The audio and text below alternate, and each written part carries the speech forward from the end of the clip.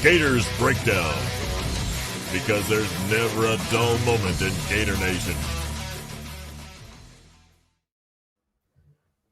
The Gators Breakdown podcast is ready to go. I'm your host, David Waters. You can find me on social media at GatorDave_SEC. Coming at you another live Q&A session with Alex and Sponge, doing it like we have the last few weeks. Been popular. We're going to keep it rolling right here on Gators Breakdown on the heels of a couple of days of Jon Sumrall talk being hired as the Florida Gator head coach.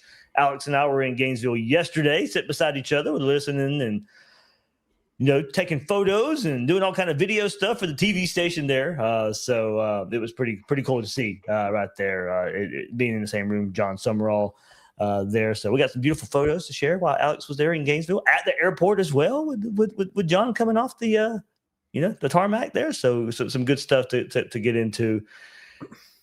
Man, it's a whirlwind, guys. I'm still haven't recovered. Yeah, I mean, what we did say in the last one that we would know by the next time we talked who was going to be the coach, and here we are. We know who it is, and now we get to break it down and see what the future looks like. Yeah, we had our predictions and everything, and Alex, you were right. Sponge, you and I, nope. Yeah. Well, we fell for the Kiffin stuff. We fell for it. Yeah, I've been. I said it 50 times. I've been burnt too many times. Yeah, he was right. What's funny is I feel like the last time that we did talk about it, I was 50-50 with it, I guess. I mean, Alex was more on the 30%, range, but I think he was even lower than that by that time. And it was one of those things of, there was so much smoke that was coming out, you just didn't know what to believe anymore. And then, I think that was what we talked on. Was that Tuesday afternoon? Yeah. So Wednesday was kind of crazy, and then everything just went left on Friday. Yeah. So when we first started getting the news, and there it went. Jon Sumrall's name came come about pretty fast over the weekend in Florida, getting their next head coach. So, I don't want to spend too much more time on the whole Kiffin Sumrall thing. I mean, it's kind of run its course a little bit. Though the only other time I'll really dig into it this week, Danny Werfel's coming on the podcast, and he was involved in the coaching search a good bit. So I'll dive back into that, but I'm kind of just not because of sour grapes or anything. I'm tired of talking about it. We got a new guy in. Let's move forward, and we'll go with that. And it's certainly time to a page does need to be turned. But it'll still last out there a little bit. And of course, when football season ramps up, it'll be what does Jon Sumrall do versus what does Lane Kiffin do at LSU and all that kind of stuff. So believe me, it'll ramp back up in time. But we got plenty to talk about. We got some Q&A here. So guys, in the comments, leave your question. I'll try and get to it as best I can. Our goal is 10 after 7 right now is to be done by 8 so we can all go catch some of the Florida Duke basketball game. I had some family obligations. Wasn't really much time to move around, schedule stuff. So this is the time we had to go. We're going to try and get off by 8 o'clock. So we only miss like 30 minutes of the game. But by the time we get back around to it, but leave a question in the comments. I'll try and get to it. If you really want me to get to it, you're going to have to leave it in the super chat for me to absolutely see it. I'll go back to one earlier on for sure to start this off. Interesting question. But first, guys, everybody out there, hit that like button. Subscribe to Gators Breakdown. It really, really helps us out. Smash that like button. Really, really, really helps us out. A lot of you have been doing it lately. Gators Breakdown's on fire right now. Podcast charts are just, I think it was like around number 50 today. You're right behind Mina Kimes, man. Yeah, let's go. Let's go, everybody. Thank you all for all the support. And if I may mention, what we're going to start doing, Dave, we talked about this, is my photos from games or my photos from the press conference. We're going to start posting them in there first, so you guys get to see them first before they go out anywhere else. Nice. Yep. So, Alex and I, we were sitting together yesterday. We had some time to waste as we were waiting there for the press conference, and was sitting there on the Discord, and Alex is beside me. I'm like, hold on, I don't think Alex is on the Discord. So I was like, we took care of that. And Alex even went up me. He was like, hey, we'll just create a photo channel in there. And what he just said. So everybody, Alex will be sharing his photos. One more addition to the Discord right there on Gators Breakdown Plus. Access gatorsbreakdownplus.com, starting at $3 a month, ad-free episodes of Gators Breakdown as well. So plenty to get into if you want to keep the conversation going. But some beautiful photos. Hey, we're actually going to show them right here on this episode of Gators Breakdown as well as we get to the Sumrall talk.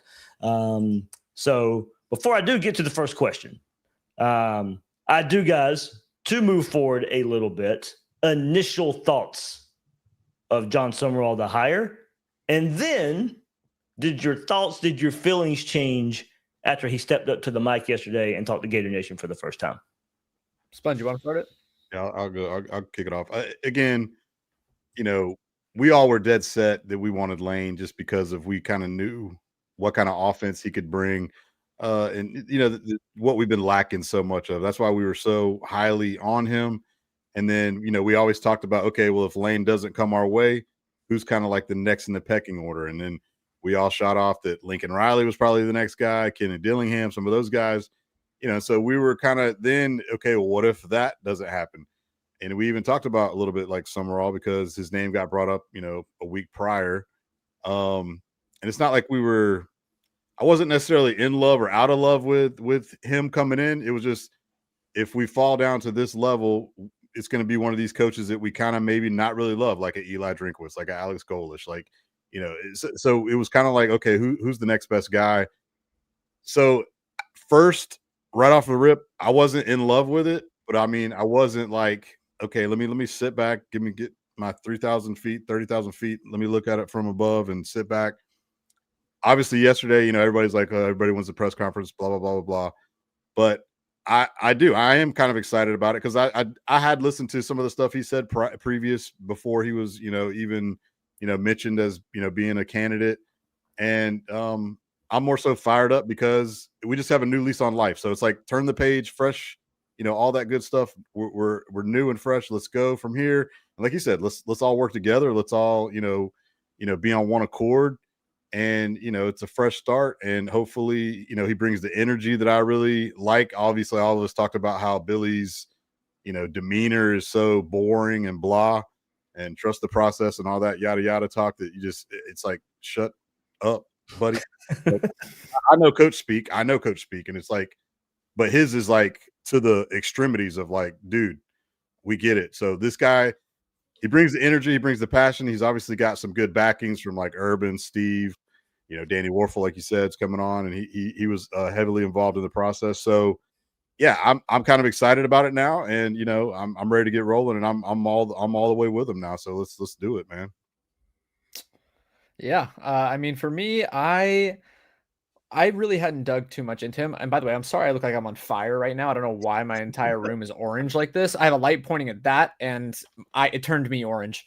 So that's how fired up you are about Jon Sumrall. Oh, there it is. Wow. Tag it, chat. All right. Run through the wall. Clip it. So I really hadn't dug too much into him. When we talked about him, when the reports were coming out, I believe it was Zach Alberverdi had put out that Florida was interested about a week before all this happened. I said, just like I did there, that if Florida felt like they were in a good place with Kiffin, we would wait. We would wait on him if we felt like we were good. Clearly, whether it's because of the relationship with Scott Strickland on the CBS Sports article that came out, or he was just kind of being spotty with his communications, we felt like we weren't in a good place, and we said, okay, we're going to move on. So clearly we didn't feel good, so we didn't wait. I spoke about it then.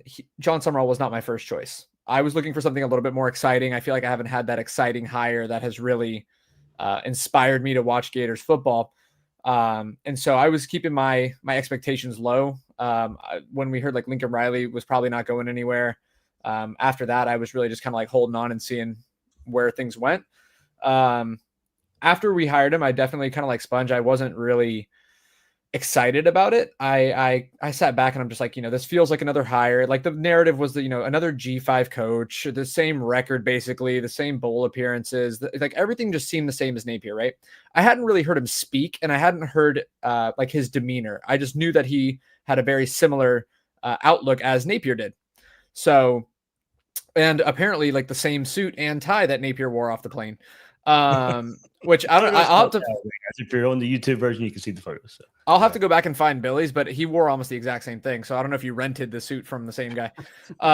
But anyways, after the press conference, man, I mean, you try not to read too much into that because, every coach is going to win the press conference. It's very rare that a coach comes out of there and they're like, wow, yeah, this guy sucks. Their job in that is to get people fired up, to get people feeling like this.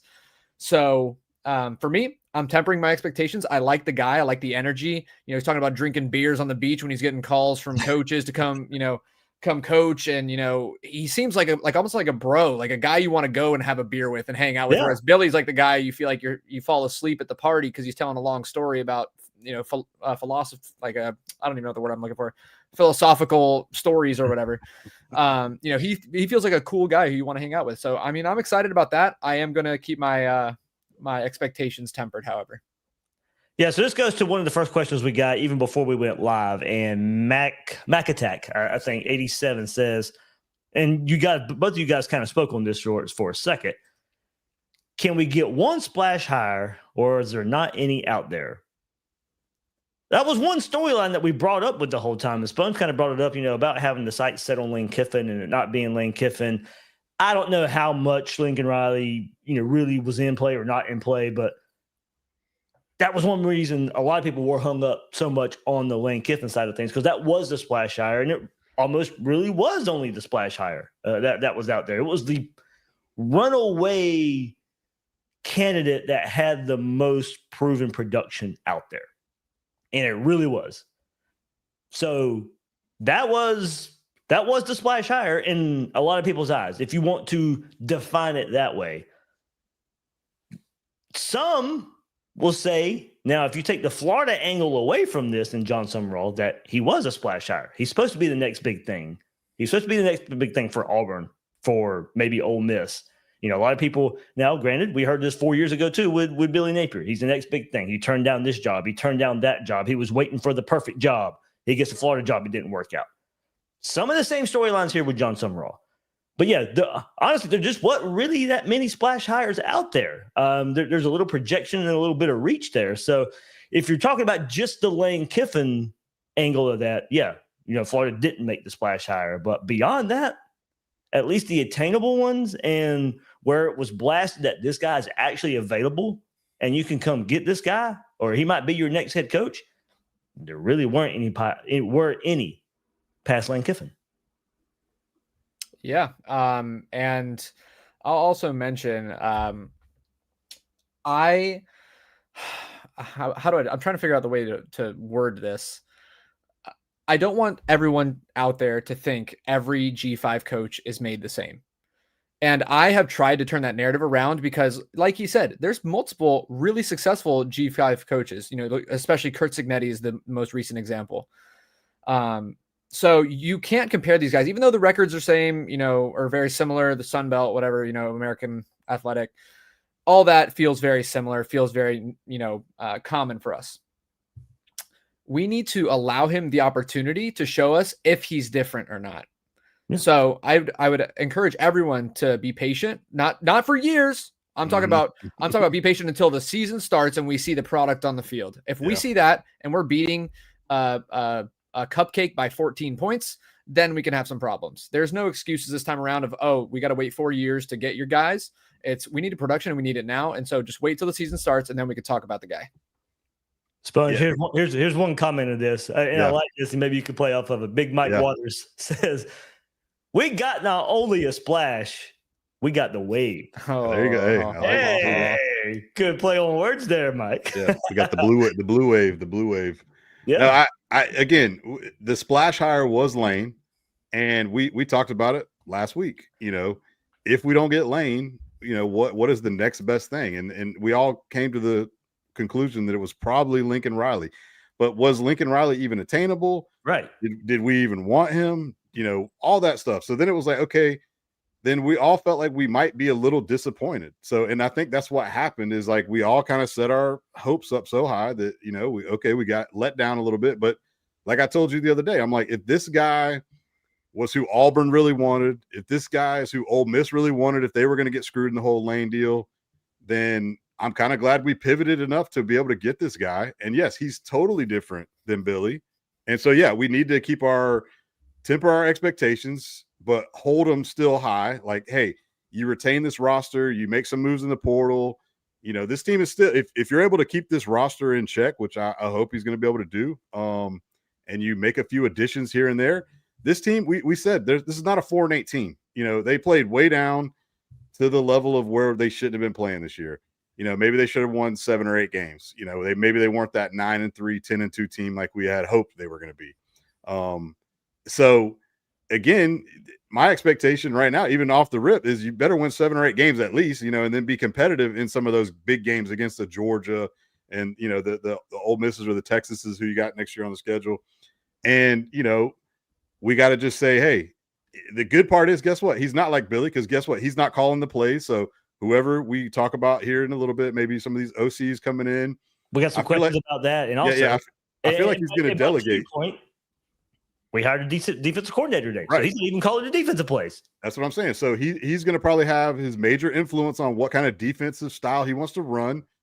The guy, from Kentucky, he's been a heck of a coordinator at Kentucky. So like I feel like he's going to keep his hands off of these guys and say, hey, you're the coach of the offense, your staff, your room, get this offense right. Let's score a lot of points like everybody wants to see. Again, this is what I think and assume is going to happen. Now, again, if it doesn't happen, then guess what? We're going to get on here and criticize them and say, you guys need to tighten up. You suck. Get them out of here. Like I say, we're going to be right back here 3 years from now.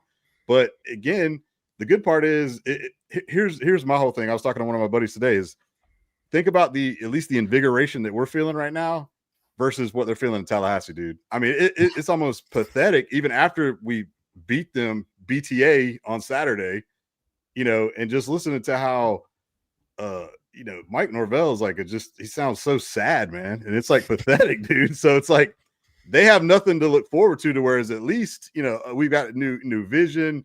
We've turned the page on some things. We've added Caldwell, obviously, to kind of change up some stuff in the front office. So like, there's a lot of newness to where you can say, okay, we turned the page from what we've been, and hopefully we turned it for the better. And like I say, again, all we can do is, what do we always say? You got to wait and see, Yep. So that's the hard part. We got to wait 365, man. It's like, well, not 365, but we got to wait some time, man. Yeah. Close to it. And here's the thing. Let's go back last cycle. Who were the splash hires? It was Lane. And then after that, but he wasn't even available. Yeah, who was my bad. Last cycle we hired Napier.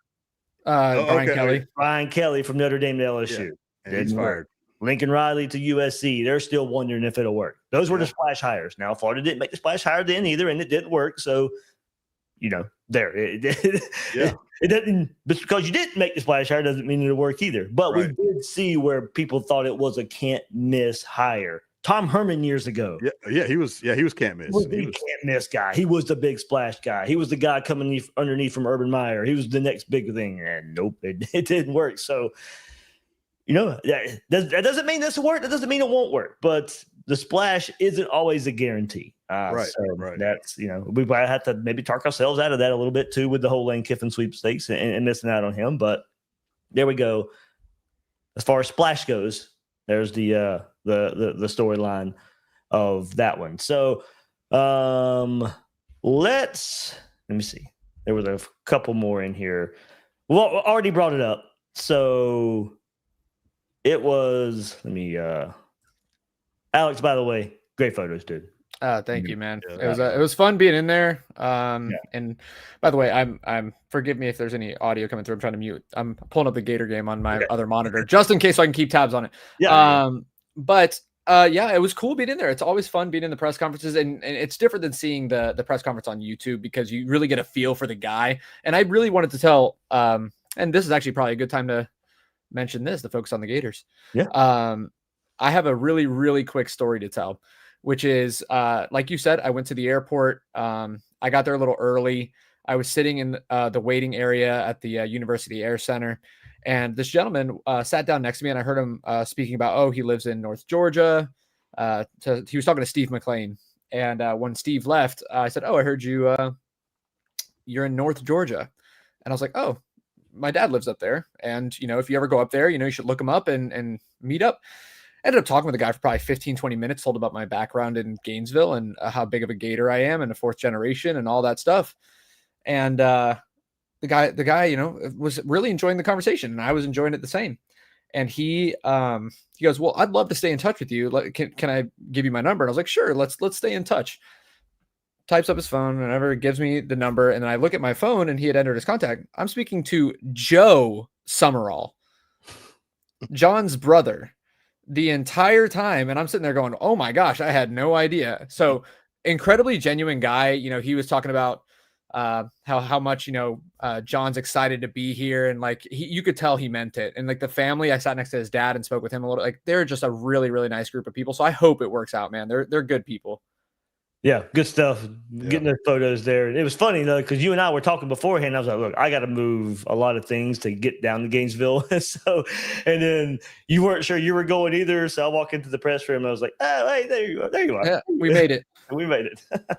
Like you said, it was a good time action. So it's funny, guys. Not even planned.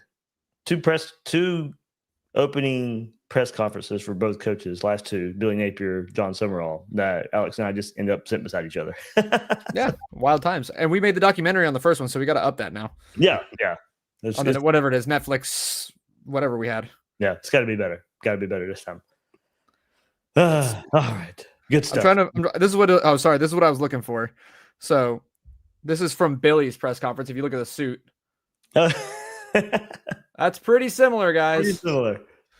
Anyways, like you said, same tailor. Rent the suit. Rent a suit. All right, let's get to one of the other questions, and then we'll get into the hire of Brad White, Kentucky defensive coordinator. But a lot of people wondering, dang, I got to find my spot here. Anyway, there's a lot of questions in here about offensive coordinator, and we talked about it a little bit last night. Will and I did of some of the names being floated out there. Obviously, Buster Faulkner from Georgia Tech, his name's being brought up a good bit. Cade Bell from Pitt, Joey Halsey at Tennessee, and still a little bit of Brian Daboll smoke out there as well. The fire coach of the Giants, of course, was the offensive coordinator for Alabama back in the day with Jalen Hurts. So that seems to be the four names that are floated out there the most. I think this one might be coming together pretty fast. I expect in the next day or two, we probably get the news on this one. I don't know if maybe signing day being tomorrow on Wednesday, some kind of announcement there to maybe get that ball rolling. If that makes some sense in a way. But I'm thinking it's going to come from that group. I'm hearing mostly Faulkner and Halsey right now as the most smoke around those names, but I'm not dismissing Brian Daboll either because his name just keeps coming up when I think it's not, but it'll get thrown back into the mix somewhere along the way. So I think that's going to be the names. Certainly explosiveness in all of that. Buster Faulkner really intrigues me, and I know a lot of people are just going to be focused on what he's done at Georgia Tech in the last couple of years. Well, either way, the offense this year is putting up banger numbers. So one of the top offenses in the country. But people want to say, oh, it's just run, and it's just run the quarterback, and it's running back reliant. Go back to before Georgia Tech. Go back to before Georgia, and you see there's learning different styles and playing different styles of offense. That's what intrigues me about Buster Faulkner, being able to adjust to his players out there. Joey Halsey, sure. There's a lot of excitement for that coming from the Tennessee tree, the Josh Heupel tree. Spread them out, put your receivers in one-on-one coverages, and let them go to work. That could be very exciting at Florida too. Cade Bell, of course, connections to Kerwin. Pitt this year, turning around the corner with a young quarterback this year, putting up some points. Sponge, I know you know a good bit about Cade Bell, so you can throw some more into that. What name intrigues you the most, guys? If for me, my personal pick would be Faulkner. I like the background. I like the years of experience there. That would be where I would lean. Sponge, more on Cade Bell. Where would you like to go as well? Yeah, I feel like if the Daboll smoke was real, just because he's the pedigree with him. The pedigree with him. I mean, you're an NFL coach. You were an OC at Bama. He would have the highest, but I think Let me revise it. Yes, if I thought it was more attainable, he would be my top. Well. Yeah, true. Yeah, so I think I don't really think he's in play for some reason. I feel like he's too big. I feel like he could go be a head coach somewhere else. He could even wait for the NFL cycle and maybe get a job, when they fire half the league in a couple, And we see the problems Penn State's having now. Wow. Why wouldn't you try to go get it? Yeah, Penn State, man. They're in shambles, buddy. But anyways, the other three all definitely are intriguing. Obviously Cade, my thing with Cade is what I love about Cade is, he is Kerwin turned the keys over to him, 5 years ago in like 2018 when he was like considered the OC quarterback coach, or he was considered the quarterback coach. Kerwin was still like kind of calling the plays, but he kind of turned the keys over and said, "Here, man." Like, so I know he was in there game planning, drawing up plays, creating stuff, and he was basically in charge back on that Valdosta State team that won, the national title or whatever, Division II, whatever it was when they won, 5 or 6 years ago. And then he's gradually he followed him over to South Florida when Kerwin was the OC at South Florida under Charlie Strong. He was kind of like he wasn't like a GA, but he was like the quarterback's coach, assistant OC, that stuff too. And he was doing a lot of stuff there too behind the scenes. And then, he went over with him to Tusculum and Western Carolina. And then, finally got his big opportunity to go to Pitt. And like I say, he's definitely dynamic. He does a lot of good stuff. I see a lot of people criticizing and saying he doesn't run the ball. He just throws it. I mean, I know obviously, we love to see fun and gun, but we want to see balance. And, if we got a guy like Jaden Ball, you feed him the pill. So I think obviously Cade's a smart enough guy to, hey, we got a Ferrari in the garage. We can run the football. We can throw the football. So I have a soft spot that I'd love to see Cade back in the orange and blue like his dad. Halsley, he doesn't call the plays, obviously. But he's learned from Heupel. Definitely that, spread. So do we know for sure he doesn't call the plays? I don't know for sure, but I would think Heupel calls the plays. So I can't quote that. I was wondering about that. But I'm assuming Heupel calls the plays just because I feel like he's kind of like a Billy, like he wants to be in charge. Yeah, but was it Golis was calling plays before he left there, right? That's a good question. Those are two good questions. So don't quote me on that. So if he is calling plays, he's only been the OC for the last 2 seasons. And one very pedestrian and one pretty good this year. Right. And now again, you had the whole Nico situation last year. Aguilar's playing really good this year. Yes, he was with him at UCF. So at least he's in there. And like I say, they run some funky stuff with a lot of that wide stuff. So I don't know how much of that like he would kind of bring over. But yeah, Faulkner kind of intrigues me too, because like I say, he does the adaptation of being able to say, okay, I'm not going to fit the square peg in the round hole. This is what I got. This is my personnel. What do these guys do good?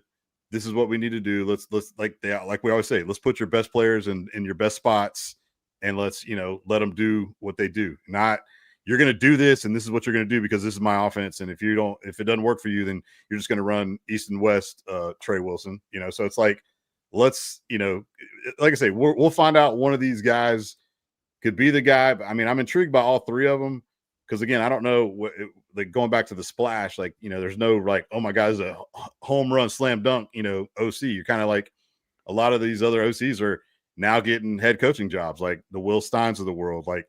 Brian Hartline's getting rumored for jobs now. He's just the wide receiver coach, or is he OC now too? But a lot of these guys are getting opportunities to where you're not going to just go pluck somebody from a big time school to be like, yeah, come over to be OC. So taking Tennessee's OC would be a big deal. Kind of like, you just got Kentucky's defensive coordinator who's had, success being in top 25 ranked defenses the last, several years. So I'm intrigued by what's going to happen. But I mean, all 3 candidates are, I think, viable. And yeah, Dayball, if that smoke is real, I think he would be the most, have the most pedigree. So I guess, like I say, it's a wait and see, but we should find out pretty quick. Yeah, it looks like Halsey does call the plays, but Heupel has influence. Yeah. So a little bit of clarification. Yeah. Just like Charlie Weiss. Yeah. Yep. You see how nice Kiffin? Sorry to interrupt. You see how nice Kiffin is letting Charlie Weiss go back to call plays for? I saw that. Saving face, man. Saving face. Yeah. What'd you think, Alex? Where would you lean, man? I mean, Sponge hit everything on the nail on the head. I mean, truthfully, I can't break it down much better than that. I put out there was no backing to this. I put out 4 names earlier this week that. I just looked at the top offenses and the styles that I like, and none of those names are being seriously considered. But when we bring it to these 3 guys, I like Faulkner the most because he runs this. It's like a hybrid offense. Like he can find ways to, like you said, to tweak his style to fit his players, which anyone's going to do that, right? But well, not anyone. Wait. Okay. Mostly anyone who wants to keep their job. You want to run double tight. So I think that he would be my first pick. He also has a background in air raid. So like, he if he wanted to throw it deep and you want to go vertical, you can do that, which Halsley is also that way. He likes to go vertical. He likes to stretch the field that way.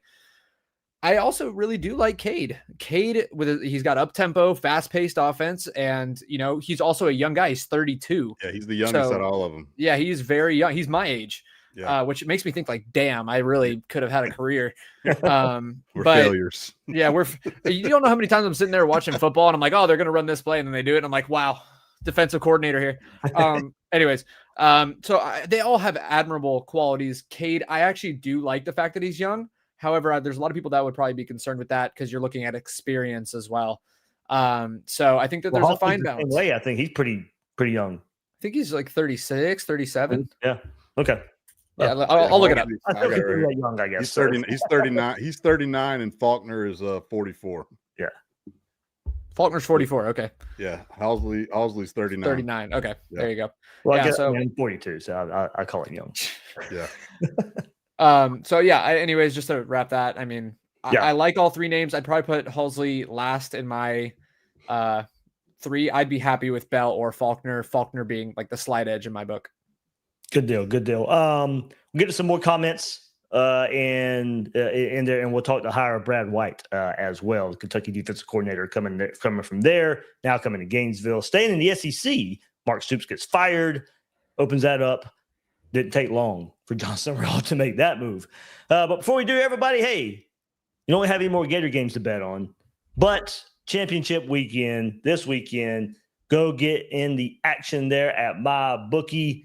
One account, one wallet. You can bet football all weekend, and if you want to change it up a little bit, you can go spend some time in those casino games as well. You don't have to switch apps. You don't have to jump to another platform. Straight up action right there at MyBookie. Get in on the NFL action as well. Game lines, player props, and more. You get the super contest, you get survivor pools, all that right there at MyBookie. It's your one-stop sports book and casino all in one. And if you're new to MyBookie, use our promo code Gators, and your first bet up to $500 is fully covered. Make your play. If it doesn't hit, you get it right back with the bet back bonus. So sign up at mybookie.ag with promo code Gators and go claim your bet back bonus.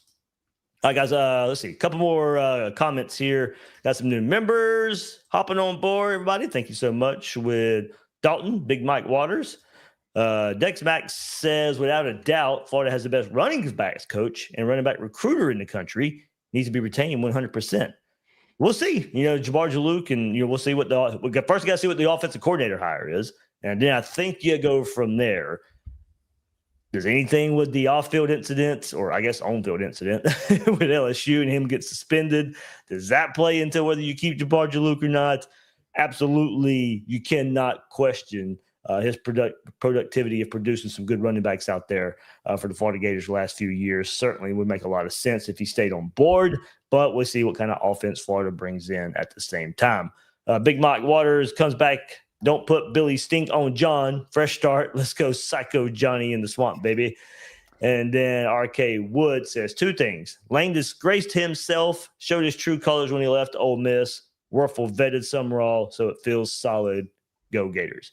Yep. So we'll set that up. We'll talk to Danny Werfel later this week right here on Gators Breakdown, get some more thoughts on that process of going through hiring Jon Sumrall, all the process of going through the interviews with Lane Kiffin, other coaches out there as well.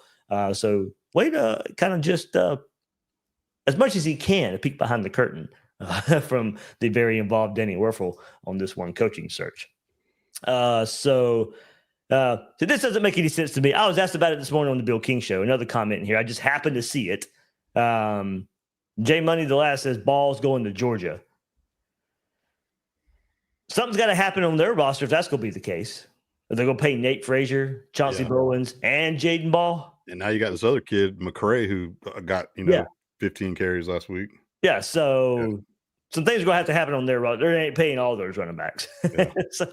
But I was asked about it this morning on the Bill King Show too. So that's one reason I brought it up, because it was a talking point on their show from some Bulldog fans towards Bill King. He had to ask me about it. So I pretty much laid it out the same scenario. Some things have got to happen. If I think he wants to stay in Gainesville. We know how that goes. We'll see. As I said, go back to it one more time. Whoever the offensive coordinator hire is might have a whole big play and say in style of offense and how much Jaden Ball can actually be used there. Guys, let's get into the hire right quick of Brad White. Certainly coming from Kentucky, has given Florida fits a lot in some recent years. Let's see. He took this defense this year, though, 2025, took a step back and compared to past seasons, allowing 26.4 points this year, 374.2 yards per game. That's 13th and 12th in the Southeastern Conference in those respective categories. 12 interceptions this year, tied for third most in the league. Before this past season, though, while Kentucky's defense put together 6 consecutive top 45 defenses in the nation relative to total yards allowed per game, 2019 through 2014, including 3 top 25 defenses in 2019, 2021, and 2022. Thanks for the reporting there from Zach Goodall, pointing out those stats right there on Swamp 24/7. The unit peaked under White in 2022 when it gave up 19.2 points. That was number 3 in the SEC that year, and 311.4 total yards. While generating 20 sacks, 10 interceptions, Kentucky allowed a 33.3% third down conversion rate right there in 2022. So pretty good, I think, defensive coordinator right here from Kentucky. Like I said, offense hasn't been the best here at Florida, of course, but able to limit the Gator offense. We saw it up close many a times against the Kentucky Wildcats. And then if you want to dig in a little further, success rate, offensive success rate right here from Brad White, 69th this year, 99th last year, 93rd in 2023, 18th in 2022, 87th in 2021, 100th in 2020, and in 2019, 46th. There's for your success rate there for Brad White. Just one other metric to go by. Good defenses, guys, with the players he could recruit at Kentucky. Basically, mostly 3 stars, trying to develop them. Kind of the same thing when you look at Mark Stoops, and maybe why it didn't work out at Kentucky overall. Of course, he's a defensive head coach as well, much like Sumrall. So how is the marriage between a defensive head coach with Brad White being the defensive coordinator? How's that going to work? But at the same time, I think the last few years, what we've asked ourselves about Kentucky is the new age of football hurting Kentucky? The NIL and the transfer portal. And if they do have guys there, they just get poached and go somewhere else. For years, Mark Stoops was able to rely on development. But then transfer portal kind of ruins it. And, they don't really attack the transfer portal very well. They get rated a bit when they have good players who end up leaving, so they don't get to reap the rewards of the development that they used to. Brad White now making the transition from one SEC team to another here in Gainesville. So overall, I like the hire. I think there's a lot to work with here. He showed a good bit with less talent that he should be able to attain here in Gainesville.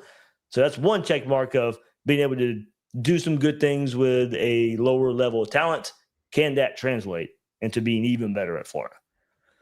Yeah, I definitely think that, you're going to be able to get better recruits here. And his defense is the thing that I think that a lot of people want is they want that really aggressive blitzing every down kind of style. That's not Brad's style. He's not doesn't have the sexy plays where you're going to blitz every down and put a lot of pressure on the quarterback.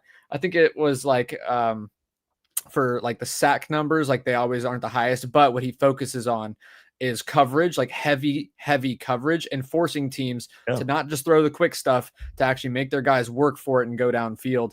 So that's why you see on here, the explosiveness numbers are much better because they do not give up big plays. Yep. That's been one of Florida's biggest struggles over the last couple of years. You feel like that every game you're getting somebody catching a ball 30, 40 yards down the field on a 3rd and 13. And so you're going to see a lot of coverage in this. You're going to see it be very man heavy. He's going to also he kind of runs a hybrid between a 3-4-4-3. He'll shift it as needed. But don't expect to see blitzes every single down. He's much more of a methodical, toughness and using some versatility in there to support his guys. So I'm also a fan of it. I'm going to, like I said, with everything, I'm going to wait to see it on the field, and hopefully we can get some better numbers than they had this year.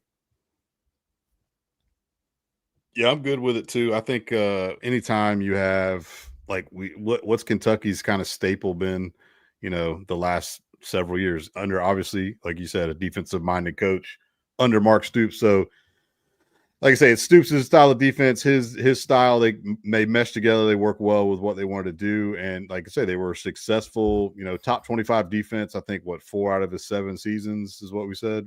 And, anytime you're in the top 25 in defense, that's going to allow you to be good on that side of the ball to obviously, help out the offense by, limiting scores and possessions, all that good stuff. Yeah, I'm good with, bringing him on. Like I say, because there's, again, when you go through this thing of like, who's your big hire going to be? Who are you going to go get? So it's like, let's go get somebody who is successful kind of in the SEC. He's on a staff that got fired, but it wasn't necessarily due to, you can't pin this season because, like I say, Kentucky was just kind of bad this year all around. So I'm good. Yeah, I know he runs like a 3-3 stack, some stuff, and I know they, like you say, they play heavy coverage. They don't heavy zone. Exactly. I know they'll bring some like zone simulated pressure, stuff like that in their pressures. So, like I say, we've got guys again, and here's the good part. Now you're going to recruit maybe a different athlete. So you might be able to mix in some man and say, we could play man to man and we can have different styles here and be able to do multiple things. Cause that's what everybody says. You want to be able to be multiple, be able to do a lot of different stuff. So if people are keying in, you're more of a zone type team. And then I think Sumrall said this yesterday, and this is so true. And this is what I try to tell people all the time. No one game is the same. The style of team you're playing this week is going to be different than the style of team you're playing next week. So it's a whole different ball game. So you got to scheme up that particular, like you keep your base principles and all that stuff in order, that what you're going to be good at, but you got to throw in wrinkles. You got to do different stuff. Because this team does, whatever they type it. If they're a spread wide like Tennessee, and then you flip over and you're going to play more pro style with Georgia, so you got to have different game plans, obviously, for each game. So it's like you want to be able to be multiple, you want to be able to be good. The good part is, I know Sumrall and Brad White are probably going to be like, hey, we're swimming in the big pond now. We're going to go get some recruits. I already, I could see it in his eyes how much he's like, man, the front seven. I can't wait to see this front seven. What's already in the building. So let's keep all those guys in check. And you got all those young guys in the secondary. Let's make this defensive fun. Gonna go get some 9 stars, as he said. Exactly, 9 stars, baby. that was funny. That was funny. You said that the pressure there. I think also when you go back and look at recent history, it's been some up and down performances against Georgia.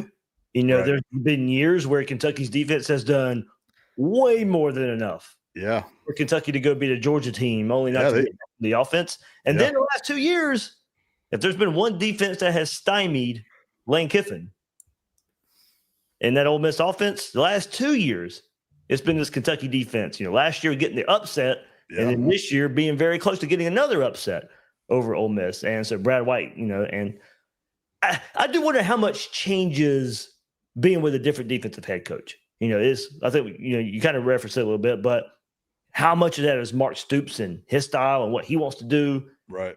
How does that change with Jon Sumrall and what he wants to do on defense? Right. So I think there could be some openness for change. Totally. What he did at Kentucky may not be everything necessary he does at Florida. So I think if you can create a whole monster defensive line and get to the quarterback, you can live in coverage and you don't have to bring the pressure. Yep. But if we can't get those guys, better be able to adapt and get creative in your blitz packages and your coverages. But I'd love for nothing more to be able to bring 3 or 4 and those guys get in backfield anyway, and that can control your whole. That can control your whole scheme. You can pretty much. We know John likes to drop 8. He likes to drop 8. Your little Gasparilla Bowl reference there last year. There you go. They gave DJ hell, man. And let me just throw in here. Everyone knows this already, but I felt worthy of saying it. That Miles Graham looks like he's all bought in. That he's trying to get behind him, and you got your captain of the defense who's already putting the word out there, like, "Hey, I'm sticking around. Like, let's get it." And that's going to be huge on the recruiting trail too. That he can provide that boost to show, like, "Hey, I'm the captain now, and take over as like the guy on defense. He started that this year. And now knowing that he's going to be here next year, it boosts my mood. I feel great thinking about it. Yeah. Coming up tomorrow on Wednesday, going to be interesting. Early signing day.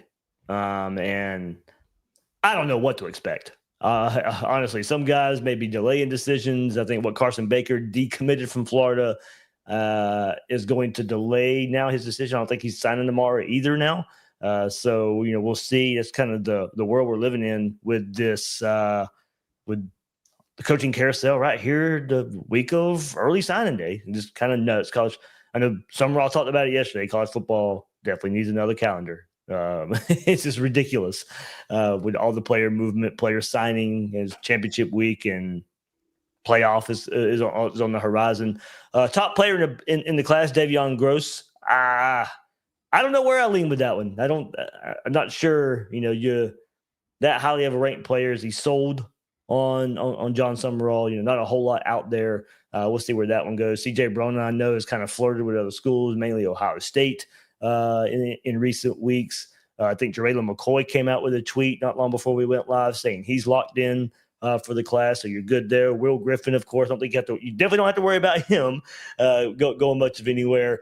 Justin Williams there in Gainesville, yeah, playmaker. I think probably safe for him. Well, I think most of the class sticks together. And I think says a lot about the University of Florida and putting this class together, and maybe even the previous staff, checking in on those guys, keeping those guys in check after the firing of Billy Napier. But making predictions for tomorrow with a new head coach is, to me, really, really tough to do. I think some good things can be said behind the scenes, but we'll see what the actions are. But you aren't hearing, and honestly, even on that, you aren't hearing a whole lot that this could be a mass exodus on early signing day. Compared to some of the other schools, you see getting 16, 17 decommits right after the firing of their coaches. Like you said, says something about the logo. And I'm hopeful that we can keep the vast majority of this together, which is also less work that we have to worry about in the transfer portal. And remember, some of this, another angle to this, Sponge, is we may find out after the fact. There might be some communication from Sumrall and new staff. Dave Caldwell, the GM, is like, hey, we're moving in another direction. Yeah. No, like I say, I'm super optimistic that, like I say, the class didn't fall apart right after the firing. Logo does hold a little bit of weight, that you're going to this special place. Like you say, a couple of these guys may be wavering. Hopefully they don't, because like I say, right now you're potentially at like the 13th ranked class. So we always talk about a transitional bump class, the class that after a guy gets fired is usually a dumpster fire. And if you're in the top 20, top 15, that means you got some pretty good guys in. And like I say, the biggest thing with this, new thing is going to be the retention of the guys we got on the team right now. And then you can pick and choose when you hit the portal. So hopefully the class stays intact and you're able to, keep the studs that we've got in there. Obviously, like I say, Baker did decommit, the running back from Georgia.